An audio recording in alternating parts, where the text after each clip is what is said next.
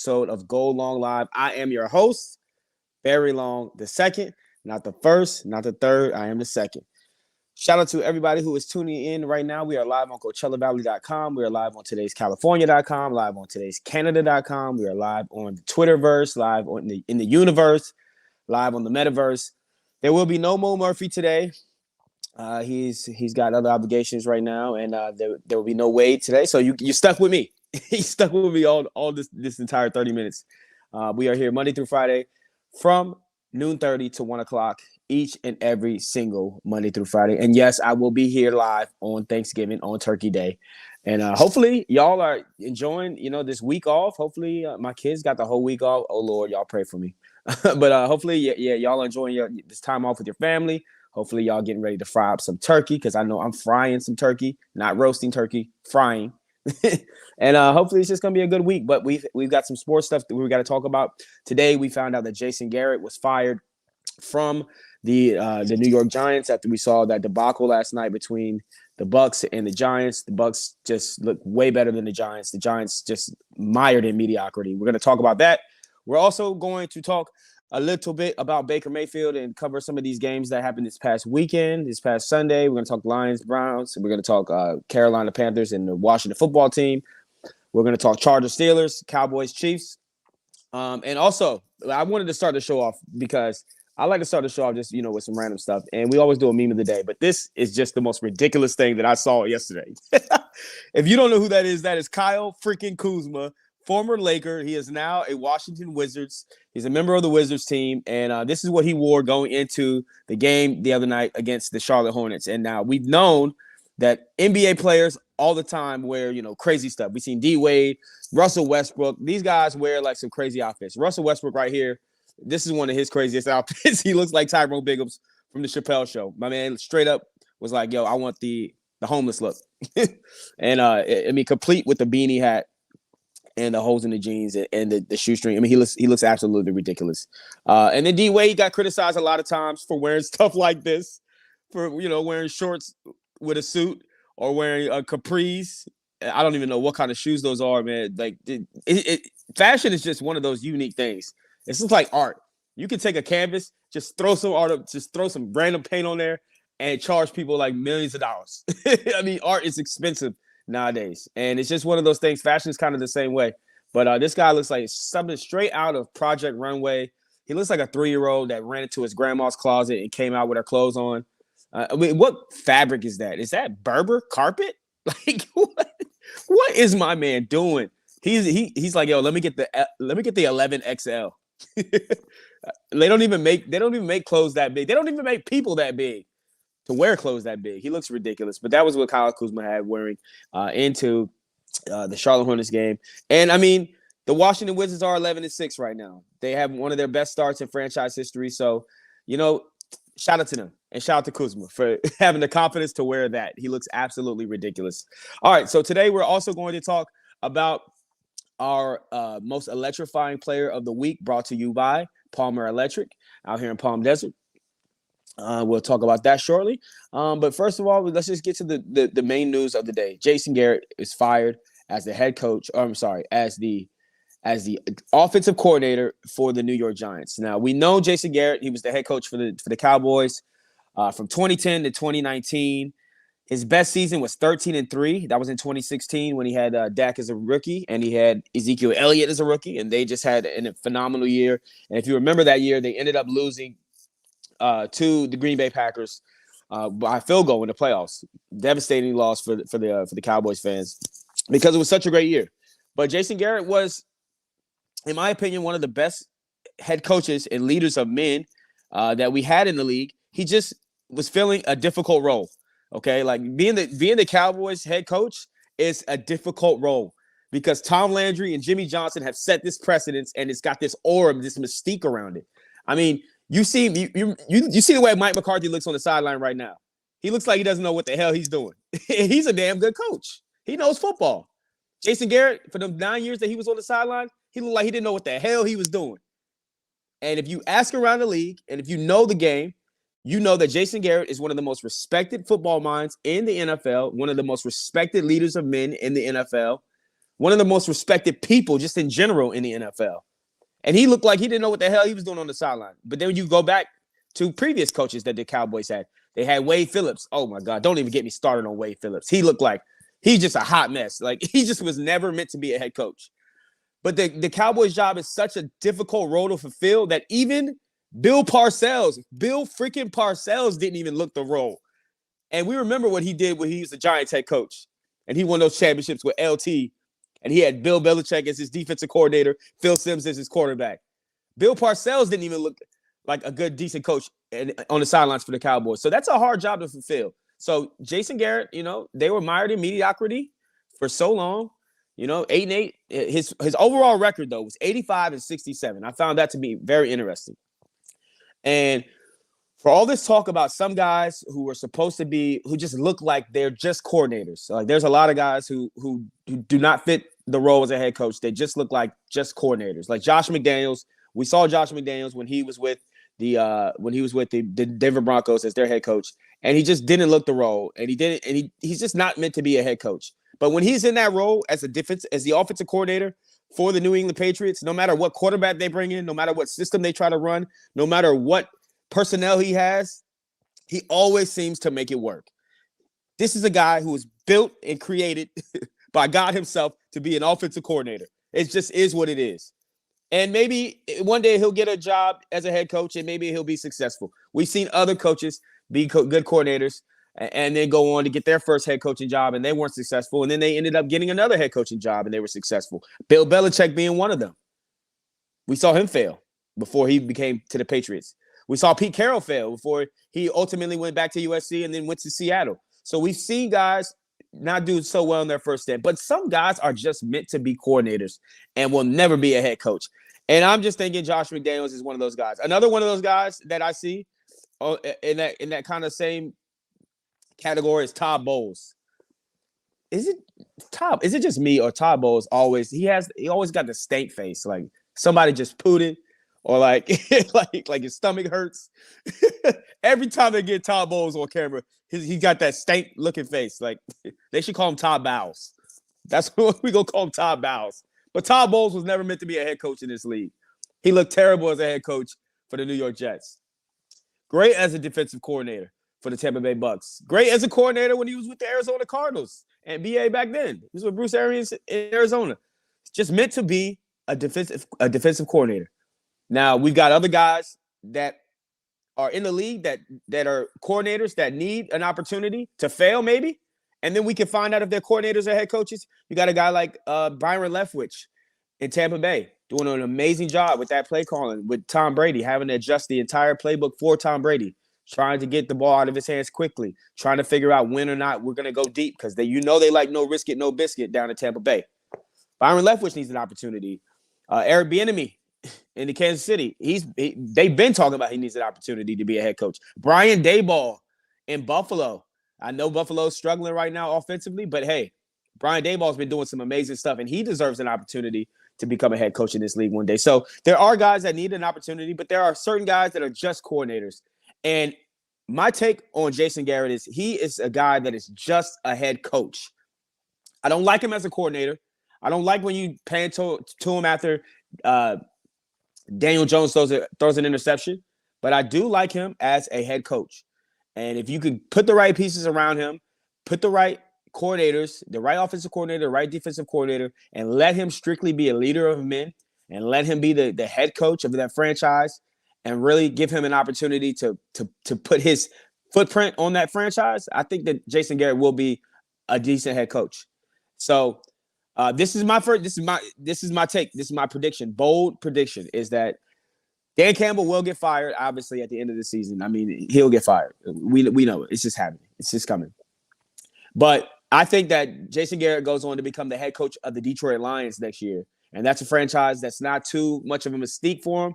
And I think that that's somewhere where he can go there and really leave his footprint. And then we can actually see that he can be a difference maker. Jason Garrett he's not the problem in New York. Okay, we saw what the problem in New York was yesterday. The problem in New York is Daniel Jones. The problem is Dave Gettleman, the guy who's picking all the players. The problem is Joe Judge. New York has a history of scapegoating people when things go bad. The Giants did it with with the last head coach that they had, the old what's his name, man? Let me look him up right now. The head coach that they won the Super Bowl with. Y'all know what I'm talking about. It'll come to me in a second. But yeah, they Tom Coughlin. All right, there you go, Tom Coughlin. They scapegoated Tom Coughlin out of town quicker than I don't know what, and they didn't change anybody, any other personnel, any other coaches besides Tom Coughlin. And then they went out and laid an egg for a few straight years. And Joe Judge is just as complicit in all of this as Jason Garrett was. And it's kind of like, you ever worked a job and you or been at you ever worked a job and got in trouble and did something, and then your buddy that you did it with got fired, and you knew your time was coming, and you were just waiting for them to come to your cubicle and tell you to pack up your belongings and get up out of here. That's what Joe Judge is doing right now. Joe Judge is he's nervous right now. He's definitely shaking in his boots, and I assume that he'll be fired at the end of this year. But they need to get rid of Dave Gettleman as well. But Jason Garrett has been fired as the offensive coordinator for the New York Giants, and we saw that game last night. And the game was a little difficult to watch if you're a casual fan, just because the Giants don't really have an offense that clicks right now. They just don't. Daniel Jones doesn't look like a starting franchise quarterback. He's making bad decisions. He's making terrible missed throws. The interception on the screen is just something that you can't do. He's got weapons around him. You got Kadarius Toney, you got Galladay, you got Saquon Barkley, you got some pieces around you. Rudolph, you got some pieces around you to really make something happen, and they just haven't been able to do it for some reason. And it's time to get rid of Daniel Jones. I think the Daniel Jones era is up after this season. I think the Dave Gettleman era is up, and I think the Joe Judge era is up as well. I think it's time for a new whole regime change in New York. And this is the media market capital of the world. So you gotta come hard. You gotta win. And we've seen, Tom Coughlin got 2 Super Bowls, and they were quick to get rid of him after he started losing some games. So we'll see. We'll see what happens with them. But as of now, they have fired their offensive coordinator, Jason Garrett. This is Go Long Live. I am Barry Long, the second, not the first, not the third. We are live on CoachellaValley.com. We're live on today'scalifornia.com, live on today'scanada.com. Also, we had some games this past weekend, and we already covered some games yesterday with Mo Murphy. He'll be back on the show tomorrow. We also cover games with A. Wade. He'll be back on the show tomorrow as well. I will be on all week this week. So Thursday and Friday, expect to have a show, Go Long Live, right here, live on CoachellaValley.com. All right, so now it is time for our electrifying player of the week, our most electrifying player of the week this week. I mean, it comes by no surprise. Everybody, if you saw any of the scores this weekend, you saw that the Colts lost 41-15, or they won 41-15 over the Buffalo Bills. But Jonathan Taylor, and no, I'm not talking about Jonathan Taylor Thomas. Jonathan Taylor out of Wisconsin is your performer of the week. He had 32 carries, 185 yards, 4 rushing touchdowns. He had 3 receptions for 19 yards, but he had another touchdown catching the ball. So 5 total touchdowns. My man just racked them up all over. And he's looking really good. He's leading the league right now in rushing yards, leading the league right now in touchdowns. And I mean, if Derrick Henry doesn't come back soon, this guy's going to get the rushing title, and deservedly so. He's been putting up numbers week in and week out, and he's been the most consistent thing that Colts team can rely on besides the offensive line. And if you look back, it's no surprise. It should be no surprise that Jonathan Taylor is a beast. Okay, he's the first player in the NCAA history to rush for more than 6,000 yards in a 3-year span. My man was a beast at Wisconsin. And Wisconsin puts out great backs. They put out Ron Dane back in the day. Y'all remember Ron Dane? Melvin Gordon. They put out some backs. All right, so he's number 6 all time in scoring or in rushing in the NCAA. So Jonathan Taylor, is no surprise that he is doing what he's doing.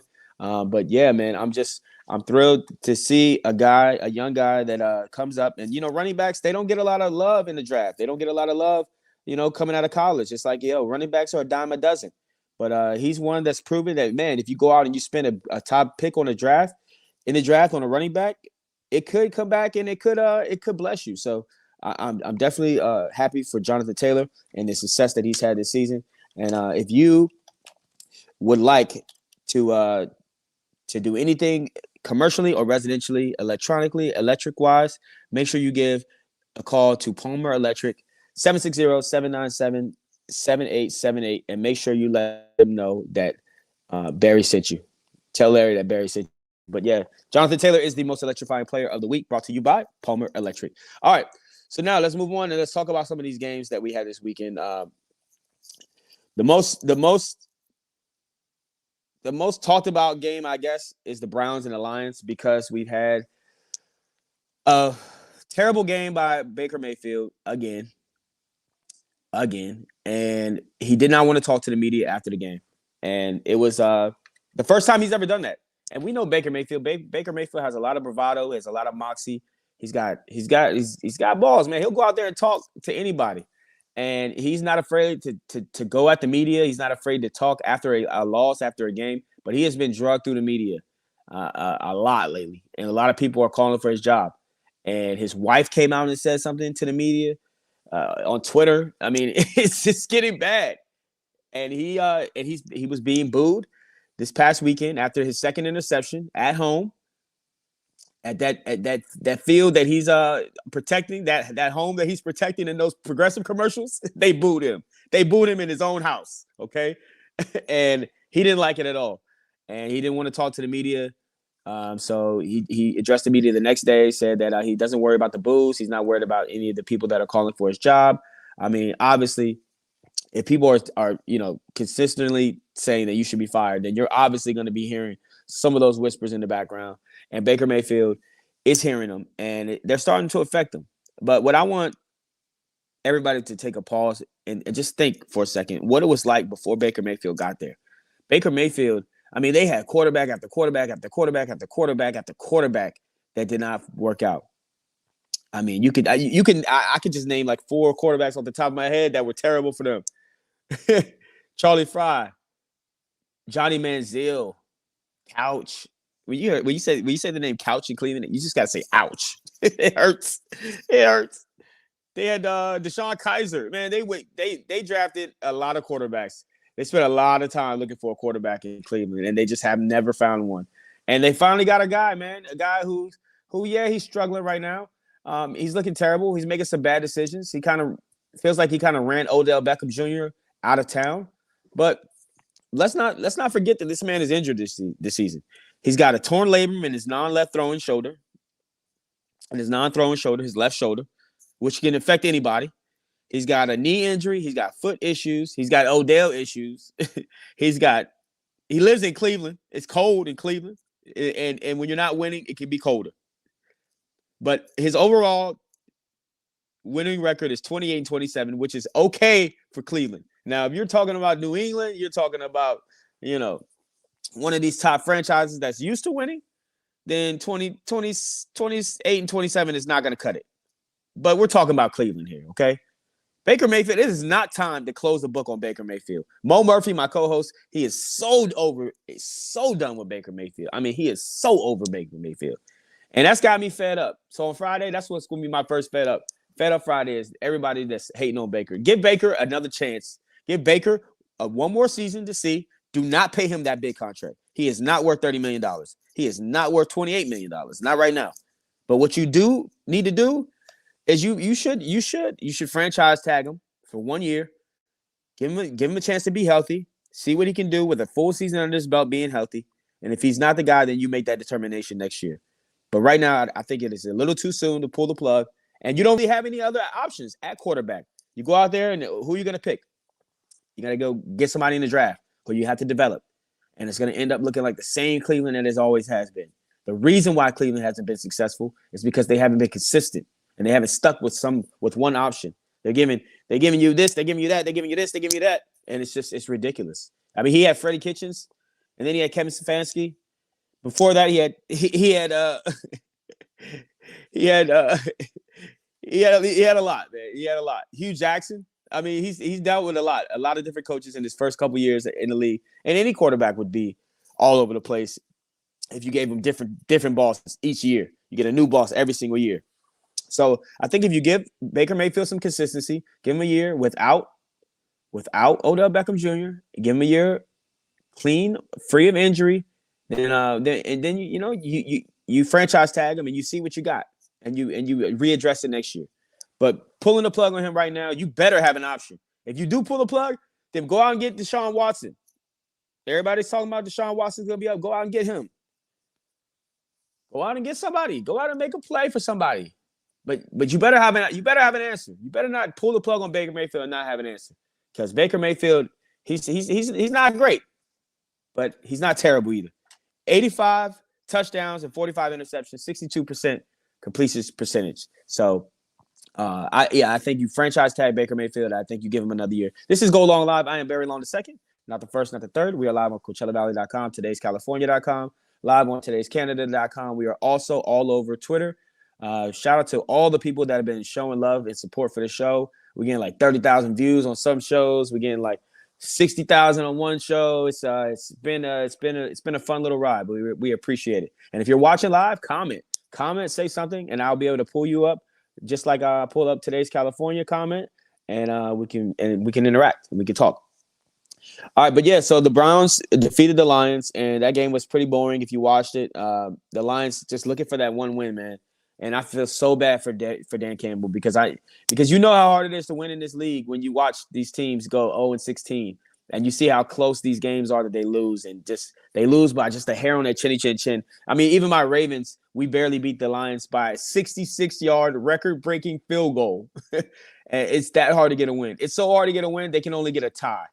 So I fully expect Dan Campbell to be fired after this season. I mean, I didn't really like him in his initial press conference where we're going to take a bite out of their leg and we're going to take another bite out of their leg and then we're going to eat some chicken. It's like, what's this dude talking about, man? This dude's crazy, man. Get this dude. He ain't talking nothing about football.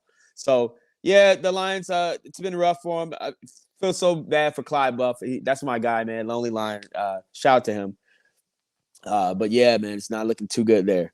All right, so let's also look at this Washington football team versus the Panthers. Now, the Panthers came out.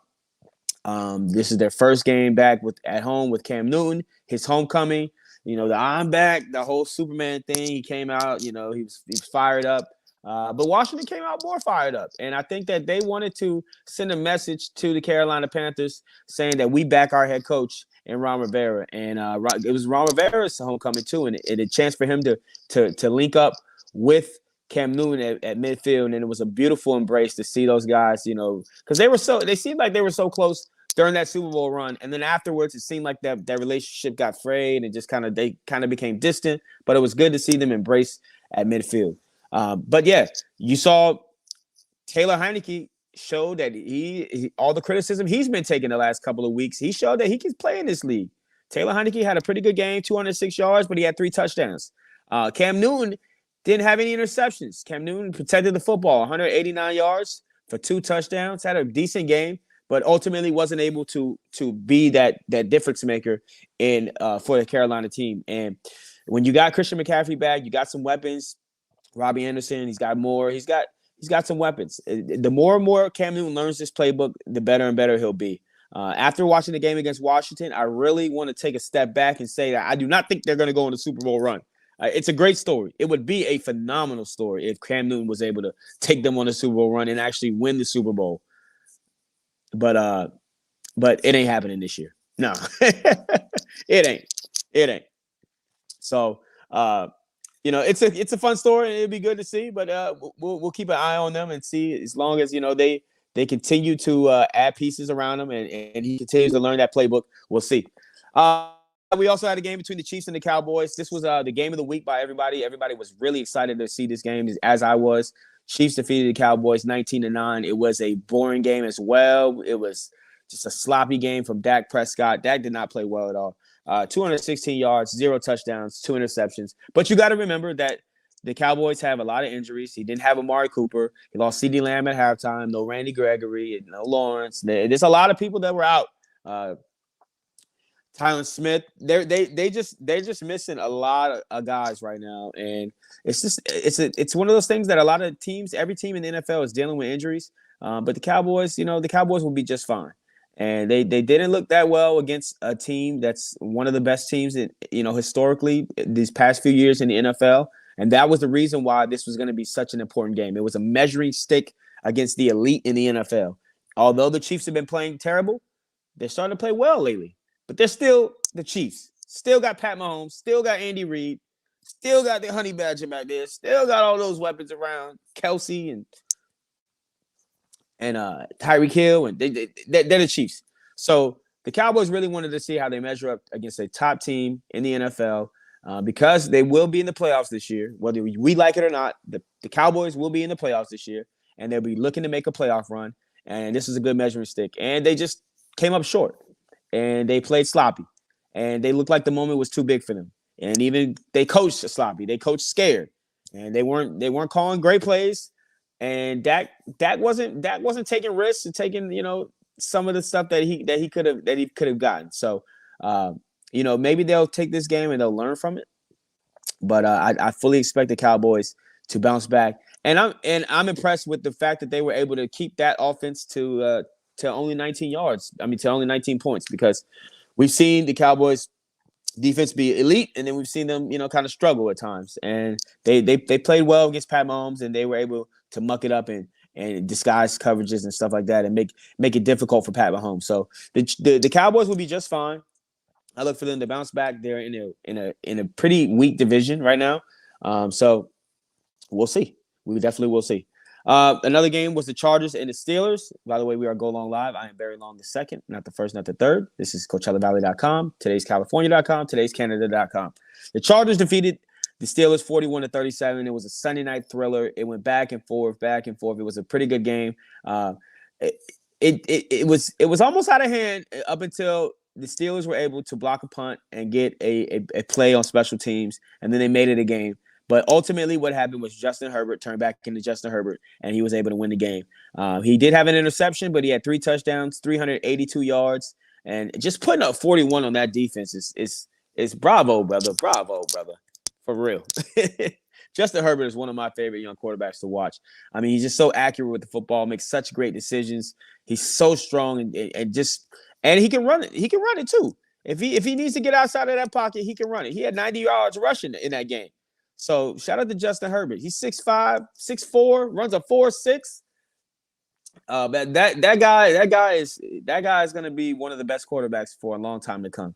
So, but yeah, and then on the Steelers side, you gotta take some good away from it. Yeah, you did give up 41 points to a Chargers team that's pretty good on offense. But you weren't able to hold them and be that steel curtain, that nostalgic defense that you've always been in the past. So, the defense got to step its game up if they want to make a run, if they want to make it to the playoffs. But ultimately, you got to take some positives away from the offensive side of the football. Everybody's been critical of Ben Roethlisberger the past few years because he hasn't been able to throw the ball down the field. He hasn't been able to get the ball further than 7 yards, it feels like. And you got all those weapons. You got all those good wide receivers that keep coming out of Pittsburgh. Seems like Pittsburgh, you know how they say Penn State is linebacker U? Pittsburgh is like wide receiver U. Because, I mean, they had Emmanuel Sanders, Mike Wallace, Antonio Brown, Hines Ward, Chase Claypool now. You got Juju Smith-Schuster. You got this new guy, Deontay, what's his name? Deontay Johnson? Deontay Johnson is coming out of nowhere. So they just keep putting out these wide receivers. But, yeah, they got a new wide receiver, Deontay Johnson, a good one, to go with Claypool. And, Juju Smith-Schuster is hurt right now, so they got some offensive weapons. So, Pittsburgh is a team that's dangerous. They're a team that you don't want to get into a battle with them, especially in the playoffs in the cold weather. Ben Roethlisberger, he may be getting old. He may be on his last year, his last leg, but he's still Ben Roethlisberger. He still knows how to get the job done, and he's still going to be victorious in a lot of these close games. So we've got a slate of games coming up on Thursday that we're going to break down tomorrow. I'm excited to talk about them. We got 3 games coming up for Thanksgiving. Traditionally, the Lions are always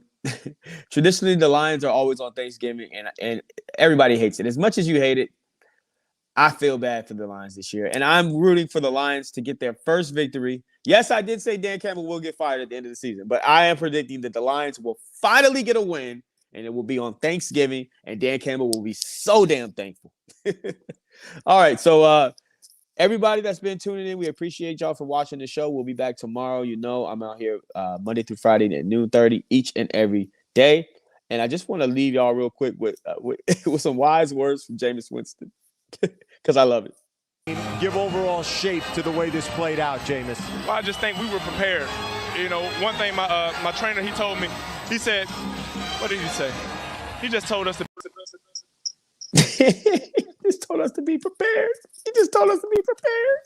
I love it. All right, guys, stay focused, stay motivated, stay inspired, and remember you're capable of doing anything. So please go out and do it. I am Barry Long II. You can find me on Twitter at Radio Barry Long. You can find me on IG at BarryLong_2, on Facebook at BarryLong_II.